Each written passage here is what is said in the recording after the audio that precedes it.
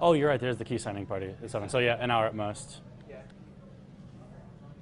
Or 50 minutes at most. All right. Here we've got Christopher Wright and Steve Morcus of Kinemane.net. They've been hacking Apple's Quartz Composer since it was publicly released in 2005. They reverse engineered a technique for adding new functionality to Quartz Composer and have developed dozens of plugins and applications, mostly open source, which have greatly expanded the possibility for real-time interaction using Quartz Composer. Off to them. Yay. Okay, this is actually a lot more people than I was expecting. And we also kind of changed the synopsis in the middle. Some of you might have noticed that. Can we get a show of hands of people who are interested in the OS X hacking reverse engineering portion? Okay, so a couple of you guys. And then how many of you are also interested in Quartz Composer? This isn't a mutually exclusive vote. You can vote twice or 0 times. I don't care. Okay, it looked like the Quartz Composer stuff kind of won out. So for the reverse engineering guys, I'll kind of pull you aside at some point, and we'll just do some more one-on-one. And anyone who's interested, we'll do some small one-on-one. But Quartz Composer is a graphical technology developed by Apple, released in 2005, and currently maintained. It allows for pretty pictures, and because we have a projector, pretty pictures went out over hacking. Sorry. So Quartz Composer doesn't fit on my screen since the projector is too small. But when it does, it gives you a blank canvas like this. Who knows anything about QC right now? Anybody know anything? What do you, John, Brad, name something? Kinemane. Okay, not Kinemane. Like the patch. What kind of patch? Visual. Visual? Okay. Macs have eyesights built into the top. So we'll have a video input patch. Can you all see that? It's kind of small. We have video input patch. Everything in Quartz Composer is represented by a patch. This one's very small. It has a simple input and a single output. This one is set to true, which means it's capturing right now. So if we open our viewer window, we get an awesome checkerboard. Checkerboards are like transparency for anyone who's done Photoshop work or work in GIMP. It's kind of representing clear. We're not rendering black, we're not rendering white, we're rendering nothing. So just having video input doesn't create anything for our composition. We need to place this billboard on something like, or this image, on something such as a billboard. And then we have to wait for my eyesight to kick on, and you get to see my shirt. Isn't that fascinating? We just created a composition that takes the eyesight and puts it on the screen, and I can go full screen, and we can see a huge picture of my fat stomach. The billboard patch is way more interesting than the capture patch. It's got an enable port, which shockingly can disable it. We've got width, which sets the size of our image, so we can have it full screen. We can mask it with other images if we wanted portions of it to be selectively blurred out or clear. We can position it in space on the X and Y axis. So we can move it over to 0.5 and it scoots over. You know, the rest of these are pretty self-explanatory. I'm not going to insult your intelligence. What's cool about Quartz Composer is that it ties in with audio, it ties in with video, as you saw. It ties in with the cool toys we've got up here, not the lossy drive, but PlayStation controllers, Xbox controllers, MIDI controllers. This is a Behringer BCF 2000, affectionately named Fred, and a 6-axis 3D connection controller. You can rotate about all 3 axes, I guess. This is Steve's. I Rotate and translate. Rotate and translate on all 3 axes. It's not mine, so I don't know as much about it. But we've also got timing controls, like a low-frequency operator. So we can do simple timing effects, like translating an image back and forth to make everyone nauseated. And slightly more interestingly, if I can find the right one, we can have it respond to audio.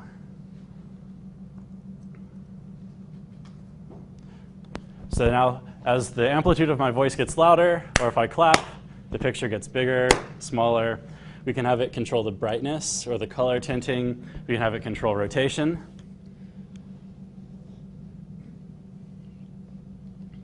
So we'll have it set to 1. And then when we clap, you see it rotated a tiny little bit. Does anyone know why it only rotated a tiny little bit?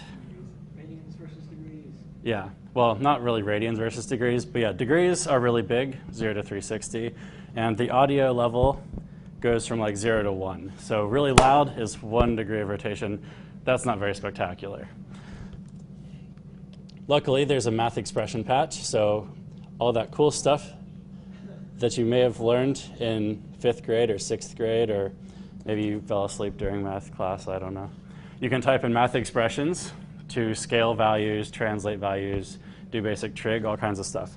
So I could say something like, we'll take the audio value and multiply it by 1080, because that's cool if you're a snowboarder.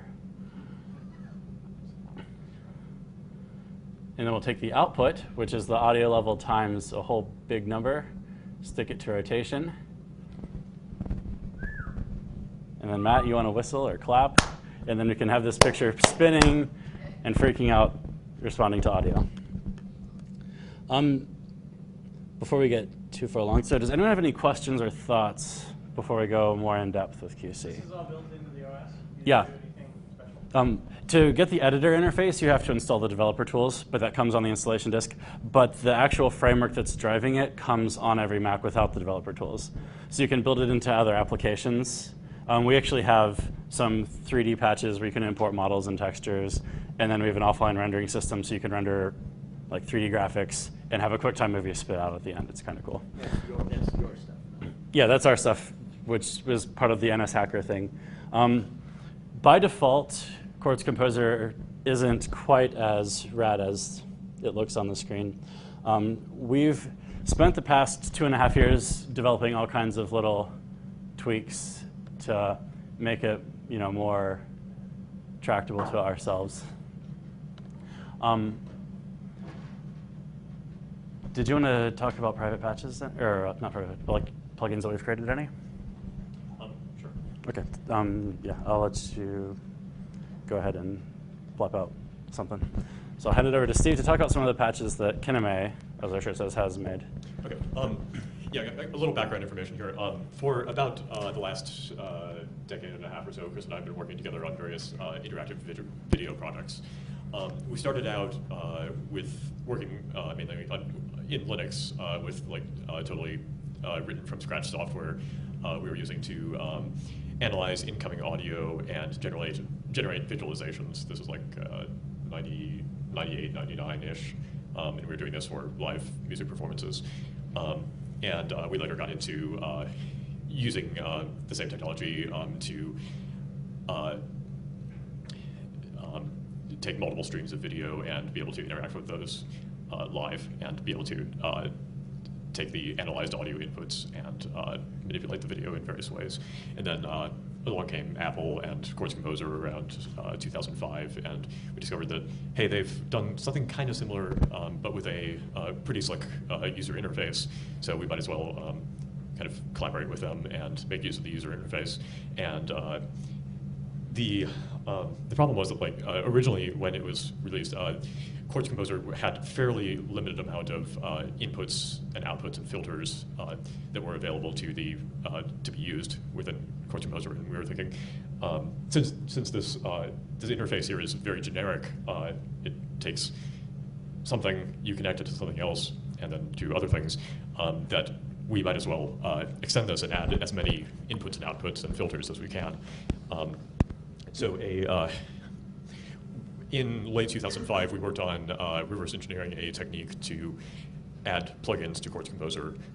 So we kind of discovered internal APIs that allowed us to add new plugins, and we added interfaces for all kinds of new devices, such as specific hardware interface devices, such as these.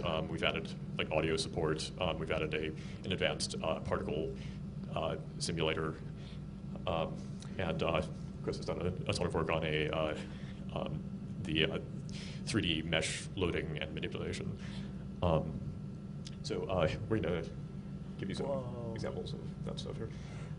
Chris is taking the video input and passing it through a couple of filters. Yeah. An invert. This is just a blur. Yeah. Yeah, definitely. Or zoom in on the composition. Yeah.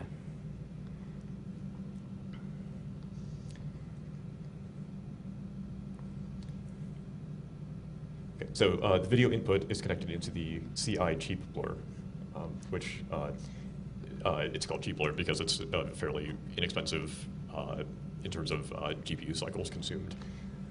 And it doesn't look quite as nice as a full Gaussian blur, but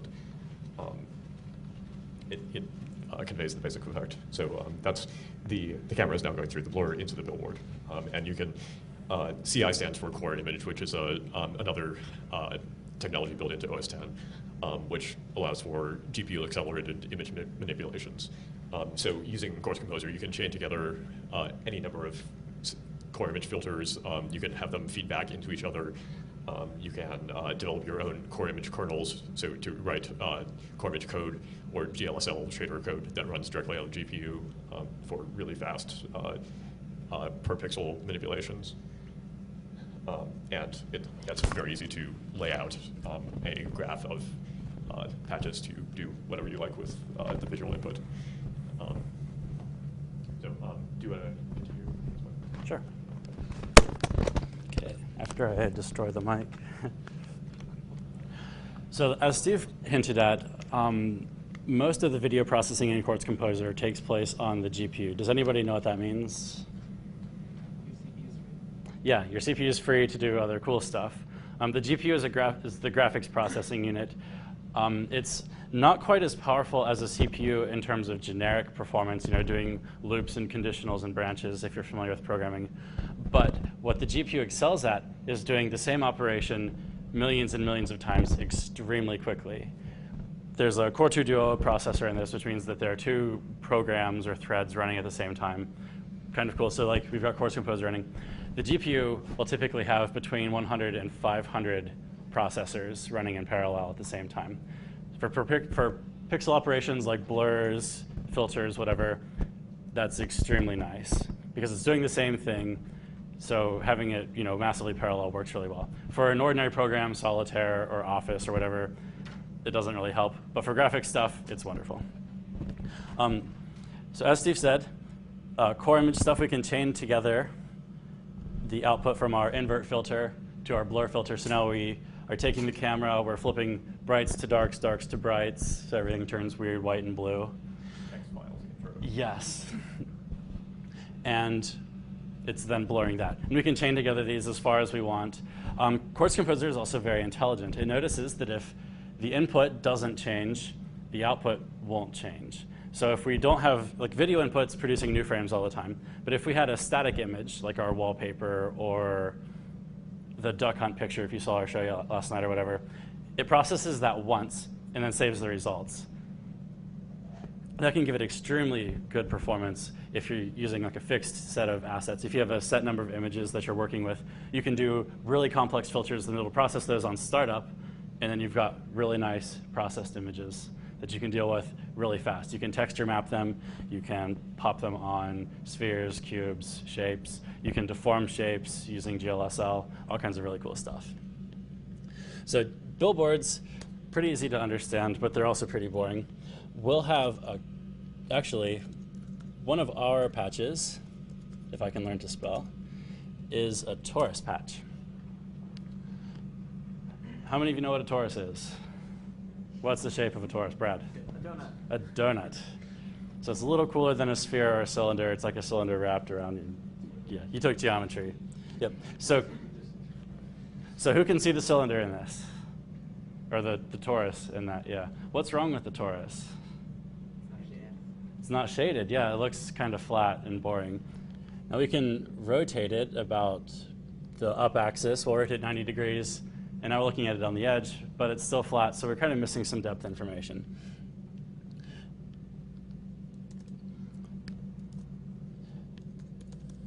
So now we'll have a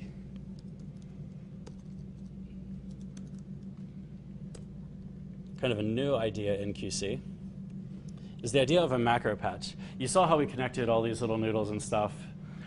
There are also environment properties, such as lighting or loops, that are represented by square patches. The previous ones were round on the corners. Macro ones are square. That means we can put patches inside of them and apply the properties of the square patch to everything inside. So what I'm going to do here is have a lighting patch, which will do simple fixed function OpenGL lighting, onto our torus. And now we have our beautiful shaded lit torus. On our lighting patch back outside, we can add an arbitrary number of lights, typically up to 8. Hey Chris, what's the default shader it uses? The default shader here is actually the OpenGL fixed function shader. If you're familiar with OpenGL, that means that it will give you lighting per vertex, which looks like crap, but it's what most people are familiar with. But as Steve mentioned, you can also use an OpenGL or a GLSL shader and write, per pixel Phong shaders. You can do all kinds of crazy stuff. I like the lighting patch because it saves me from having to write GLSL, per pixel lighting crap because I'm lazy. So if I need it, I'll do it. But for this demo, I'm not going to bore everyone by here's how you take a half vector and yeah, sorry. So now we've got our torus and it's flat. We can color it if we wanted. We could make it like a bright red torus.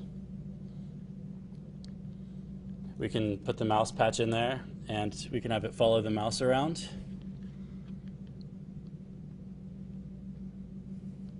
So now I can drag this guy with my mouse. We can attach it to a keyboard to make it expand or shrink. Wow, my screen looks so weird in this mode.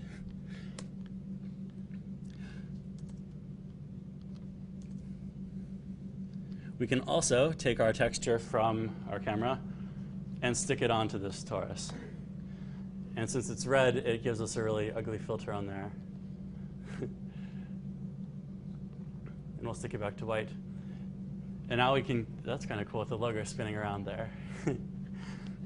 We can take textures from the camera, build a torus out of polygons, generate texture coordinates for all those, and stick our texture on there. And this is running on a really lousy Intel GPU at like 350 frames per second. Not too bad. That's pretty good. On a MacBook Pro or an iMac or any Mac with a non-integrated processor, this would be running like thousands of frames per second. So Quartz Composer is actually pretty fast. There are some aspects of it that are really slow that we might get into, I don't know, iterators and stuff. But overall, there's not a big performance hit. Even though it's a very simple environment, a very visual thing where you don't have to actually write any code, you get very close to the metal access. You get, GLSL, you get core image. Those are all hardware accelerated languages. You're working very close to, the lowest level you can.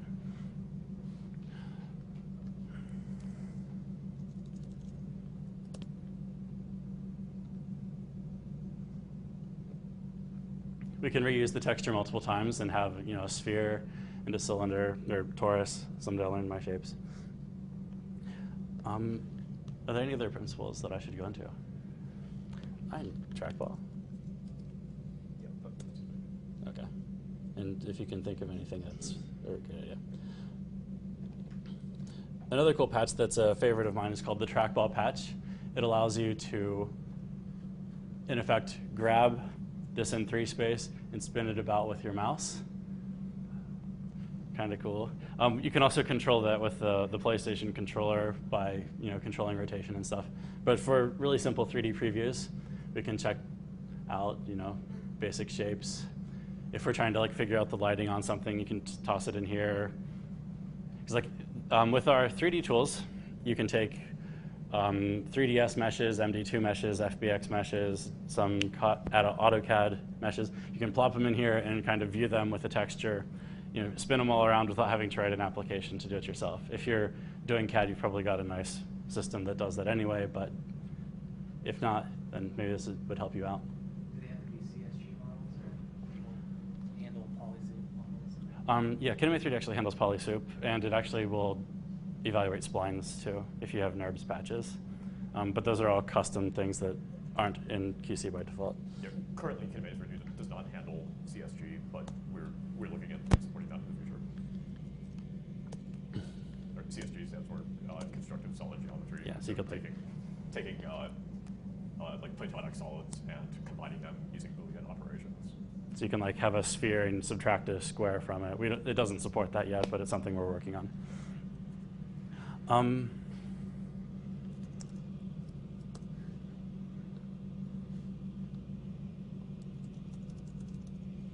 Also the most important patch ever, the teapot. Now Steve's going to do something really cool with the teapot. Okay, I'm going to start out by deleting the teapot. Now, let's see. I think we'll proceed by giving a quick overview of the particle physics simulation. Unless, does anyone have any questions or things that you'd like to go through at this point? Okay, cool. I'll go ahead and try to figure this out. Check. Okay. So yeah, one of the extensions to Quartz Composer that we've been working on for the last couple of years is particle tools. So all of these are individual patches that we've written to. This particle library is based on the V particle engine, which is an open source project released by Tommy Ilmanen a couple years ago.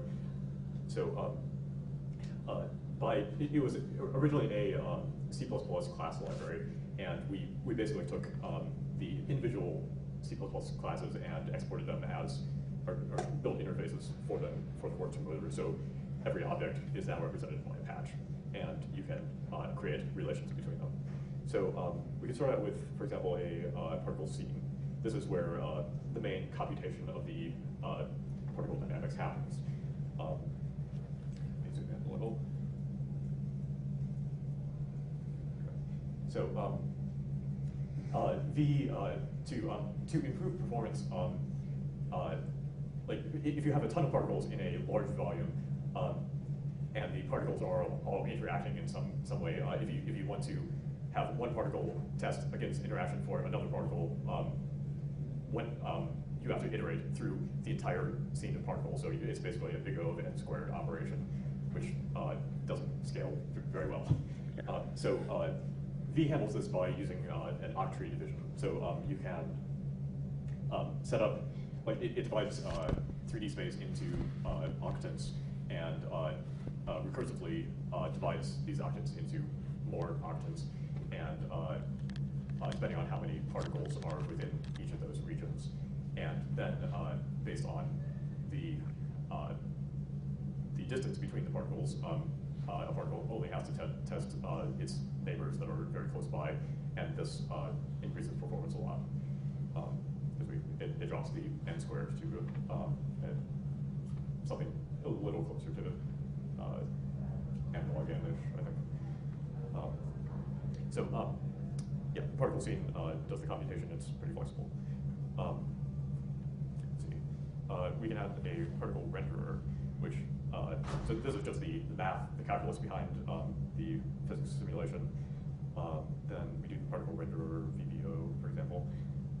This will take the chain of particles and render it using a vertex buffer object, just an accelerated way of throwing lots of 3D objects at the graphics card. So we'll take the scene, input it there, and yeah, so far nothing is happening because our scene is empty. So to the scene we can add a particle. I got a particle here. Object, we add it to the scene.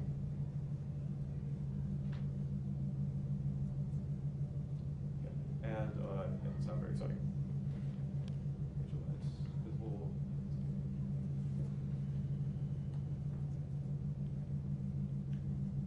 It's not working. Is it the VBO renderer, perhaps? Yes, this is VBO. Or no, is it the VBO renderer not doing something right, or do you need to lux, perhaps? No, it shouldn't. You're in a lighting patch, too. Oh, I am in a lighting patch. So that might be important since you're not generating normals. Right. Okay, so we'll be outside of lighting here, and Still not. yes, we've got a particle. It's a tiny particle. You want to zoom in on the screen there for a sec? Yes. Show us how tiny this particle is. Isn't that the raddest particle system you've ever seen? That is a particle. So this is currently rendered using the VBO renderer, and it's being rendered as a GL point of size 0.5. You can make that bigger. That's a pretty exciting point. We can also do line segments, triangles, quads, etc. So every point will now be represented by, or every particle will now be represented by a quad. Now, we don't see the particle here because the quad size is based on the velocity of the particle in this particular renderer case. So we can make the particle move. Set Vx to like 0.1. Got a particle Losian along right there. Yeah, we can do a lot more interesting things with this. We've got a variety of scene manipulation functions here. So, this is all object-oriented, so you can connect it in very customizable ways. So, for example, we can start out with an emitter. So we have the emitter out here, and instead of adding the particle directly to the scene, so we just have a single particle in the scene, we can add the particle to the emitter, and then add the emitter to the scene, and then the emitter will continually, or at our request, generate particles. So emitted object. And I'm going to decrease the lifetime of these particles so that we don't get a flood of stuff. So maybe 10 seconds. They'll start out moving pretty slowly in the X direction. Then we connect the emitter to the scene, and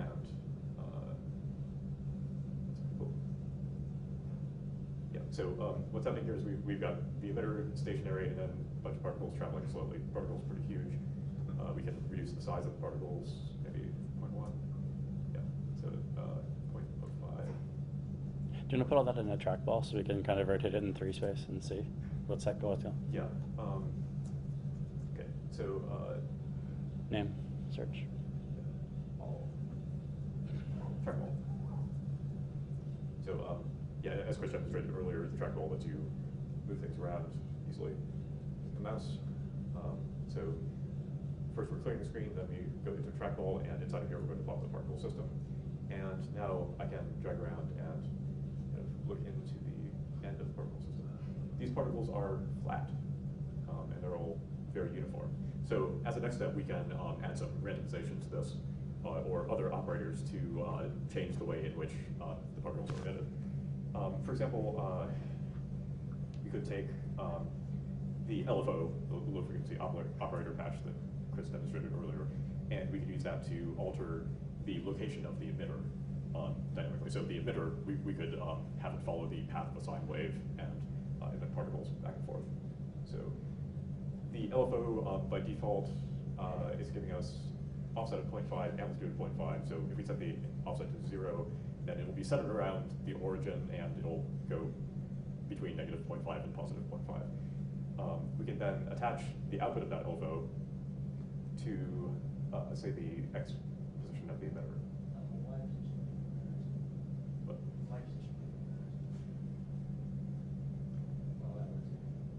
So yeah, one example here. So yeah, what's happening is the particles are they start out somewhere on the x-axis, and then they are moving along the x-axis. So again, we end up with a bunch of particles in a line with not much happening.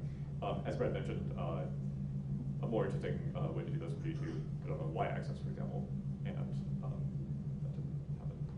Why? So now, in the direction contrary to or the perpendicular to the particle motion, we're now getting a sine wave of emitted particles. If we make the particles move a little faster, we can see that a little more clearly. And you can, the neat thing about this is that every emitted particle is its own entity once it gets emitted. So you can change the properties of the particle midstream, and all the already existing particles will continue to live their lives happily as they were when they were first created. We've got something that kind of resembles a sine wave. If we increase the emission speed, we can see in a little more detail what that wave looks like. Yeah, here's 100 particles being emitted per second. We can increase the x velocities or go faster. That's one example of some stuff you can do with emission. Then there are also environment-wide parameters that you can modify. Like we could add add gravity to the scene. So you go to the scene here, add another input for additional objects, and then attach gravity. So that's kind of crazy. So Is that point gravity? actually, that wasn't quite correct. What's going on here? This is a gravitation patch, not gravity. So in this case, what's happening is this object is a single point mass, and we can define what the mass is and its range of magnitude. So that affects the octary bounding. And what's happening is like all of the particles are now responding as though there was a point mass in the middle of the system there, so they're being attracted to it and kind of orbiting around. We also have kind of more traditional, once we delete the gravity, the particle system goes back to normal there. And as Newton says, the particles continue in their, with their inertia in the direction that we're moving. So we also have a simple gravity. That's gravitation. Particles translucent. Yes. Yeah, there are lots of different rendering options. Right now we're just looking at like ways to control the motion of the particle. Yeah, that's a good idea. Up here on the particle, we can adjust the color, make it kind of purplish, a little more transparent. So Also set the blend mode. yeah, so this is now, like the particles now have an alpha component, but the OpenGL blend mode is still opaque. So in the renderer over here, we can adjust that. So blending, we've got a few different options. Over blending, so if we zoom in here, we now see the overlaps of particles. We can also do additive blending, which in this case doesn't really look any different, but we can add some additional color components here, and then we'll eventually wash out to white if we have enough particles overlapping.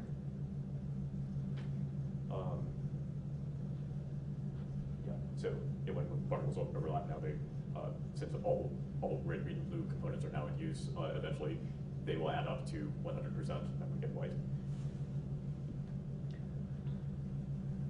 And we can also add like a more traditional pre-Newtonian gravity simulation here. So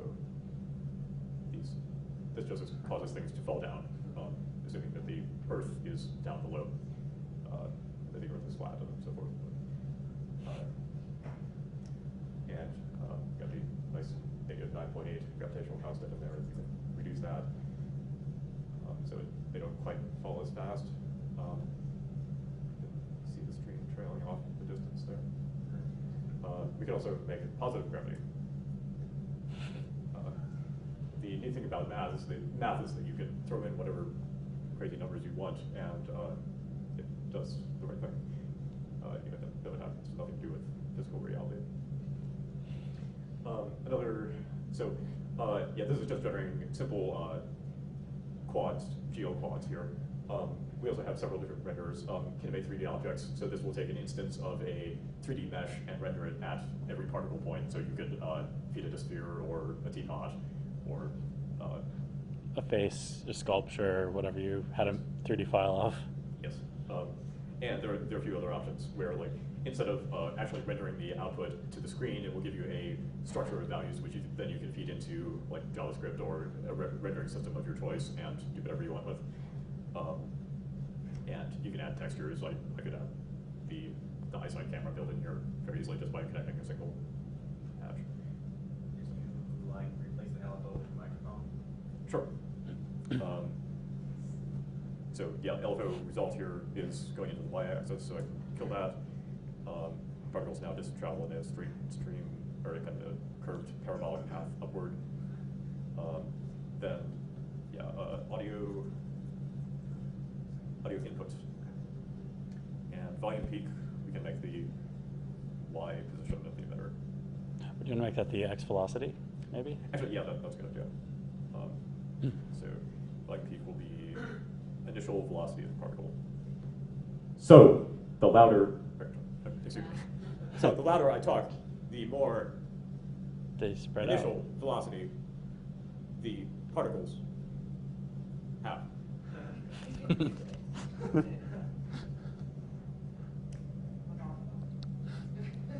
Phenomena, yeah, right. One of our favorite test audio tracks that we work with is the Phenomena song, of course, because lots of dynamic range and lots of areas where it cuts out and comes back in, so generate some interesting images. So yeah, let's see. There are also lots of other interesting forces. Damping provides kind of an air resistance force. Wind causes kind of the opposite effect. We can do collisions. For example, we can add a quad in here and make these particles bounce off of that quad.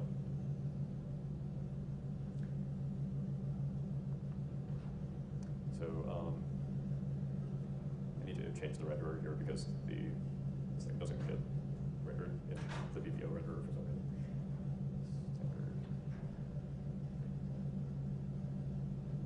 As you can see, we've got a whole bunch of different options to render because we've been experimenting with different techniques of how to represent the particles. We're still trying to find a favorite one and one that works in most cases.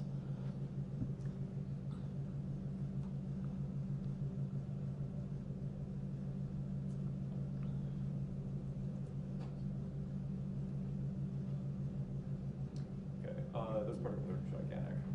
We need to reduce the size a little bit here. Yeah, cool. So what's happening here is that like we've got gravity going on in one direction. The particles are being emitted out. They bounce off of this collider, and since they have some initial x velocity, they eventually bounce off to the side and fall off the edge. So Can you start them a little higher? sorry, what? Can you start them higher up so that we can see them actually bouncing in little parabola shapes? I guess it would be lower since gravity's up. Yeah, we're working in inverse space.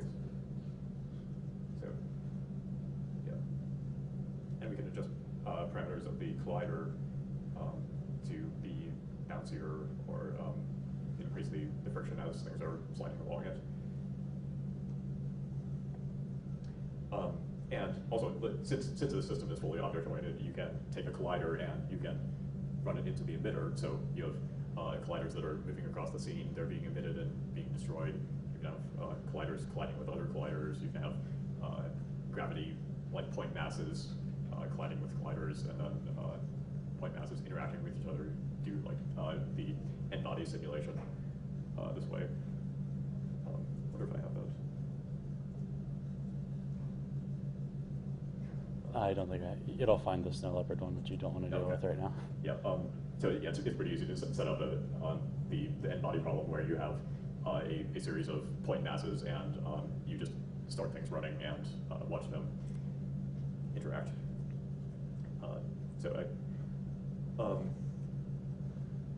Vortex kind of gives you a rotational force explosion.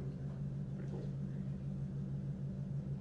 And one of the most recent things we implemented was the void patch, which implements the Craig Reynolds clocking algorithm. So you can have particles that, instead of just traveling along in one direction and then being affected by gravity or whatever, the particles are sensitive to what other particles exist around them, and they can, like, based on the properties you define, they can like either get closer to each other or avoid each other, or notice that other particles are flying in a certain direction and try to conform to that direction. So like a school of fish or a flock of birds, you can create some really awesome dynamic effects that way.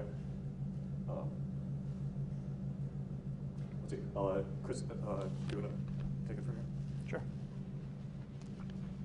Are there any questions regarding the particle system we've done, John? So the particle system is a patch you guys wrote? Yes. Particle Tools is what the patch is called. It's a free plugin you can download from kineme.net. We've got instructions on how to install it, and you drop it in and restart QC, and then you have all these additional patches called Kineme Particle. It comes with sample compositions, so you can get cooler stuff than what we've whipped up here on the fly. Steve's brilliant with physics, so he's got some really cool simulations in those. Were there any other questions? Yeah. What does the finished product look like? Do you just have use Quartz Compositor to run a demo, or do you like integrate it into some other system? That's up to you. This is just a tool, so it's like a screwdriver. What do you do with a screwdriver? Well, you can fix a house or a car, or you can stab people. Like it, but Show me that. stabbing people. I actually don't have a screwdriver. Do you have a volunteer? QC. Yeah. Okay. No, I'm kidding. Well, next year, I think it's April 1st, 2010, we are planning to release the screwdriver patch.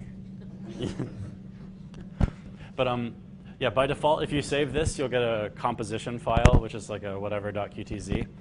You can open it in Quartz Composer. You can export it as a QuickTime movie. So then in QuickTime Player, you can view it or share it with your friends who have Macs. You can use it to do offline renderings for video effects. Some of the stuff that we've done is used for movie processing or whatever. Yeah, they work inside, or like when rendering for offline use, that you can then edit it using Final Cut Pro or whatever video system you like. Yep. And QTZs you can also embed in applications. So if you wanted part of your UI to have a cool effect to represent data, you can have your application code do whatever, feed the data to the composition, and it can represent it in a really pretty way. You can have it generate graphs or whatever. So it's open-ended. It's just like, what can you do with C? You can program anything. It's just, it's just how it is. That specifically, do you prefer when you perform with it? Do you perform within Quartz Composer, or do you perform using these files independently? It depends. The performance in Quartz Composer is a little bit less than if you have just a standalone application. As you can see when we scroll around the UI, it gets choppy in the background because they're all single-threaded, which is a really bad design. They're fixing that in the future. But yeah, if you have your own standalone application, you can have just dedicated to rendering, and it's a little bit faster. It's hard to get the environment just right. We wanted to have our show yesterday actually as a standalone, but we just left it in Quartz Composer, and the performance was fine. So then we can change stuff on the fly, and it's cool too, whichever. You got a question? Yeah, can you do anything to manipulate the particle? Like, can it ever tear or bend? You mean as they're rendered now? Well, just, I mean, since they're all just one individual particle, like, can they like form together to become multiple particles? We don't have enough of the physics simulation stuff to actually become like a solid shape. That's actually one of our big projects that we're working on. We haven't talked about it much though because it's big. Yeah, that's something we plan to implement in the future. They're like grouping of multiple particles and more with rigid body and soft body dynamics. Yeah, and then like ultimately like having solid shapes that you can like apply forces to and have them shatter and stuff. But that's the math behind that's insane. So we're Still working on it. yeah, we're just two guys, and this is mostly open source. So yeah. There was one other question. So if you like embed this thing into an application, do the inputs on the patches become hooks that you can control from your application code? Yes. Or? Yeah, you can have. When you have a composition like this, it's called a QC patch parameter controller. If you're familiar with objects in Cocoa, I think I just hit the wrong command. Print. Just kidding. There's. Do you know what the show thing is called? Show parameters is disabled. Go figure. Click on the editor. Or not. Show patch parameters. There we go. And you get a view like this for all the inputs. You can have in your application a little panel that shows all the inputs, and the user can play with them or whatever. So you could provide it via you can provide a default user interface like this directly to the user, or you can programmatically send. Yeah, you also. Course Composer. Yeah, you're also given an object where you can give it key value pairs and programmatically control it. Yeah. Or a question about the Course Composer environment itself, because I'm not familiar with it, but is there a way to represent what is in that window there as the source code files? No, it's all represented as a plist, actually. It's like a hierarchy of nodes. XML. Yeah, so yeah, it's XML or it can be binary, so it's exportable to XML. But yeah, the source code, we're actually working on a tool to kind of take a composition and turn it into source code. We've experimented with it a little bit, but it's not ready for release yet. Okay. Some of the source code includes patches built into the operating system. Yeah. Are not necessarily. Yeah. Yeah, so the eventual plan would be to kind of like develop equivalents to a lot of the OS 10 patches and perhaps like release a cross-platform version of Course Composer. Yeah. One important note, Quartz Composer is not available on the iPhone. So if you're getting really excited thinking, hey, Apple makes Quartz Composer, Apple makes iPhones, obviously there's Quartz Composer on the iPhone, you're going to be let down. A lot of people get really excited about that because you could have a really cool UI on your iPhone. Doesn't work yet. Isn't there a plan that? They don't talk about it, so we don't know. We've not seen any indications of it. The current iPhone hardware doesn't really support that. Like, the Course Composer is very heavily based on shaders, and the iPhone has no hardware support for shaders, though it does support kind of a restricted set of OpenGL. Yeah, so a future version might, but yeah, not right it's now. possible that a future version of the hardware might have a more advanced graphics processor and could rely on that. But yeah, Apple has said nothing official about that topic yet.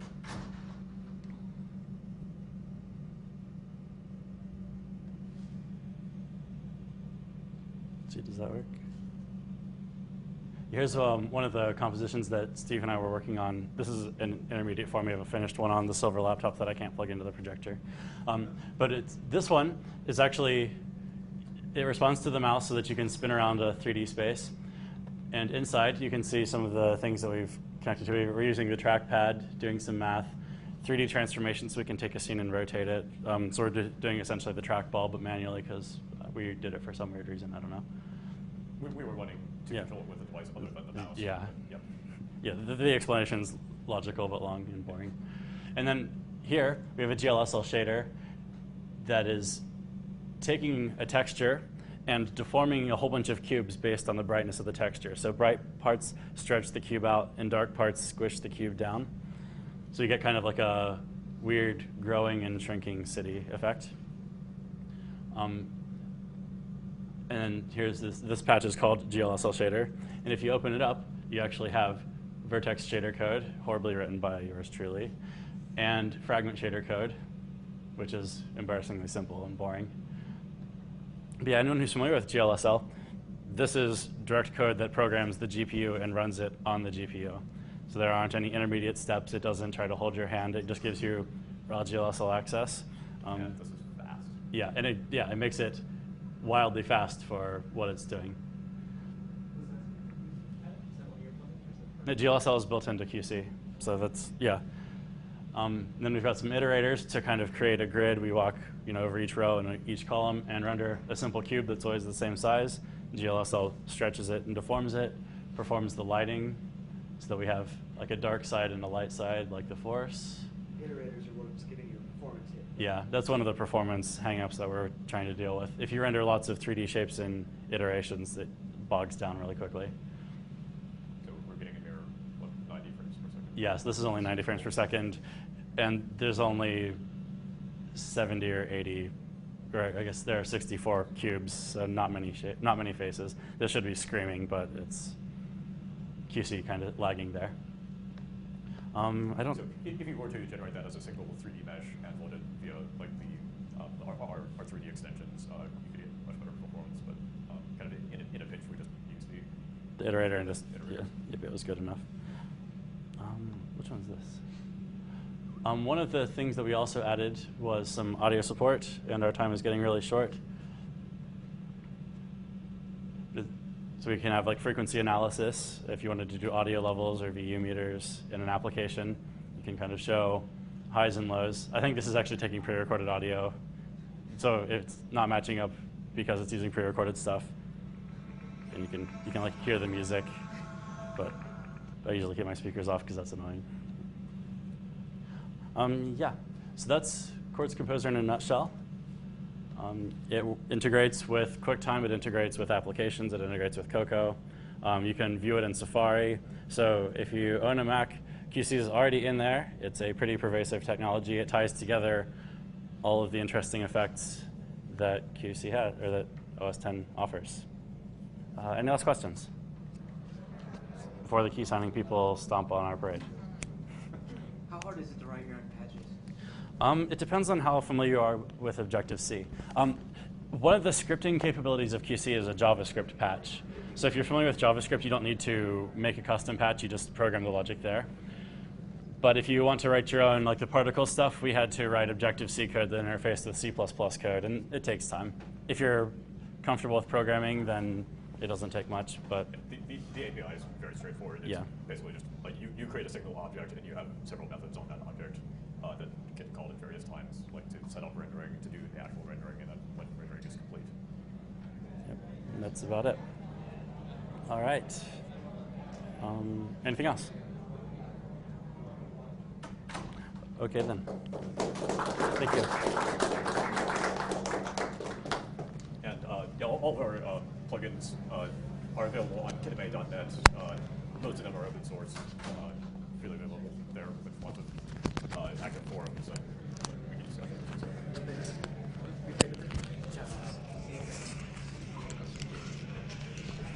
How did you guys go about doing the first engineering? Yeah, I was just going to get into that actually. I'm trying to unload so they don't